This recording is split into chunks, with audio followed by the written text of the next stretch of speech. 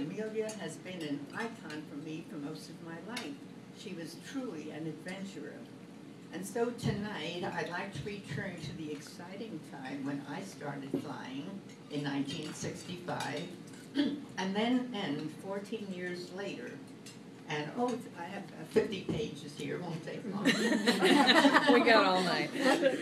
When I assured the Zontas then that yes, flight can begin at 40. And it all started while I was driving in the car one day. And I heard a song on the radio that said in part, some men climb a mountain, some men sail a sea, some men soar into the sky to find what they must be. And I thought, those words must have been written many years ago, or else they would have added, some women also soar into the sky to find what they can be. And since this is the era of the woman, and again, I'm back in 1965 now. Since this is the era of the woman, I'd like to give one woman's experience in finding what she could be. But first, let's take a step back in history. A little over 70 years ago, two brothers named Wilbur and Orville had an idea. It was a marvelous idea. But when they presented it to their contemporaries, the reaction was, good idea, Orville, but will it get off the ground? Until the very recent past, a similar situation existed for women. As we peered through our kitchen curtains at those magnificent men in their flying machines, we too had an idea.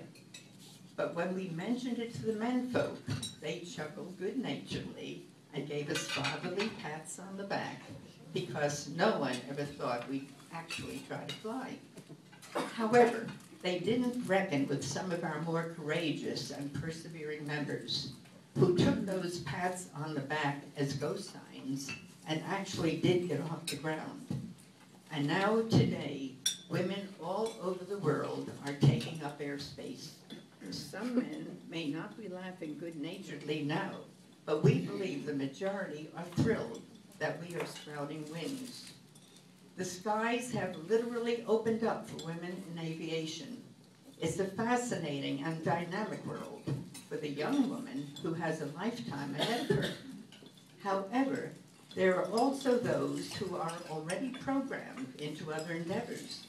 And even though they agree it would be exciting, they are also mentally sighing, I'm older, I'm already programmed, the family needs my attention, and Roger would never go for an idea like that. And so, well, I was one of those gals. I was older, I had 5 children, and I was programmed day in and day out. Still, I felt that most things were possible, that it's almost never too late, and yes, that flight as well as life can begin at 40. 40 seems to be a pretty pivotal age. Researchers tell us that at 40, women do one of 3 things. They either gain weight, become alcoholics, or have an affair.